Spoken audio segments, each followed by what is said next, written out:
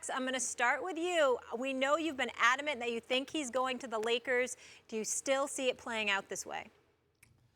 I do. And I think that obviously the Spurs are a very smart organization. Pop and Buford and on down. That's the way you want any kind of an organization to run like that. It's a credit to Popovich and his staff, obviously. So they're not just going to do the Lakers any favors. And they're not going to do anyone any favors except for themselves. They have to look out for themselves. And so a lot throughout history, a lot of times the NBA, it looks as though, why would teams do that for the Lakers? As though they were just giving something to the Lakers. The Pau Gasol deal, by the way, how they wound up with James Worthy as the #1 pick in the draft, the Kobe Bryant trade, etc. Those teams weren't trying to help the Lakers. The Lakers were making them offers that they felt, those other teams felt, were in their best interest. That's to credit the Lakers front office, especially Jerry West. And so right now, Popovich obviously wants to send the message, we're not talking to the Lakers. He's not going to go there. You see, Kawhi, we're not trading you there. Now it depends on Kawhi. Is Kawhi resolute in his determination to be in LA, specifically on the Lakers?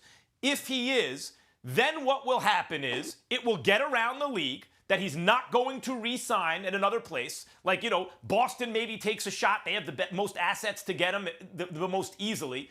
But will they give up a lot of those assets if they are feeling pretty sure that he will not sign a long-term deal with them? If it's just a rental, the assets they give up goes way down, right? So this is the way it is. Eventually, if that's the case, the Lakers package of Kuzma and Ingram might be the best one that the Spurs get. And if that's the case, that's the deal the Spurs will take. So even though each thing I said is not extremely likely to happen, I think overall there's a good chance that it does happen. And when I look at the other possibilities, I believe that, in fact, that's the best chance. That maybe it's not over 50-50, but it's a more likely scenario than others that Kawhi winds up on the Lakers.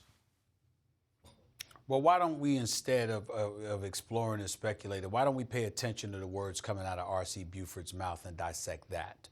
What we can't do is sit up there and say that the Spurs are of the mindset, we're going to do everything we can to keep Kawhi Leonard because the chances of us getting equitable value and compensation for his services are slim to none. So we're going to do what we can to keep him. This is why I still don't think it works, because I'm going to listen to Steven Jackson, who is a contributor to this network, does an outstanding job talking NBA basketball, also happened to be a champion from the San Antonio Spurs back in 2003 or so. What does he say when Tony Parker and the players confront Kawhi Leonard, essentially to ask him about what's going on and, tacitly or otherwise is implying that they're questioning the legitimacy of his injury? They said, Steven Jackson said, quote, "They don't do that without Greg Popovich's okay. There's no way on earth that those players do that on their own. That's not their makeup. That's not who they are. That's not how they go about handling their business." That is what Steven Jackson said. So if you know that, Kawhi Leonard knows that, which means that when the players confronted Kawhi Leonard, he's looking at Greg Popovich because he's saying, they came to me because you told them to come to me. Now, if you're R.C. Buford and Greg Popovich and the San Antonio Spurs, since Kawhi Leonard has already told you to your face that he wants to be traded, the best hope that you have is for these players, his teammates, his comrades, his partners in crime per se, to go to him and convince him otherwise. But it seems as if they would be the last ones who would be able to do so because of what they elected to do during the season, if you're listening to Steven Jackson, which occurred at the behest of Greg Popovich. And if it occurred at the behest of Greg Popovich, Kawhi Leonard has lumped all of them into the same bowl. His mentality is the same towards all of them. And I think there's slim to no chance that you keep him unless you decide to say, okay, you're just going to have to become a free agent because we're going to keep you behind right here because we've got you under contract for the next year.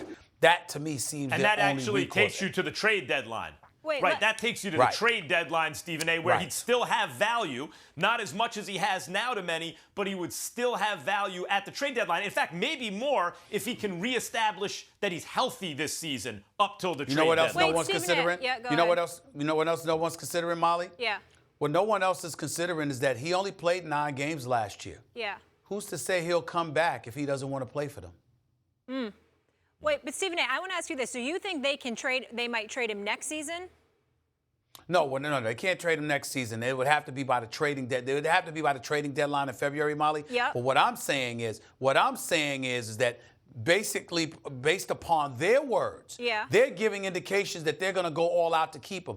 I don't know what you can do other than getting the players to involve themselves, communicating with him to convince him otherwise. But since you already confronted him, questioning the legitimacy of his injury, how are they in any position to go to him and coax him into staying on board? I don't know how they can do that. I don't know the answer to that question. We see that the same way. Stephen A., we see that the same way, which is why I think all of this stuff is simply Popovich doing his due diligence. Even if you believe it's likely a lost cause, the analogy I used is if you see your team is down 8 points and there's 46 seconds to go, you still foul the guy, put him on the line and shoot threes. It's unlikely to work, but it's possible. So all this stuff, no, we're not talking to the Lakers. Hey, let's repair it with Kawhi. Hoping that, look, here's a supermax. It's $40 million more that you can get anywhere else. Put everything off and make the decision as hard as possible for Kawhi to try to keep him, even if it's unlikely to work.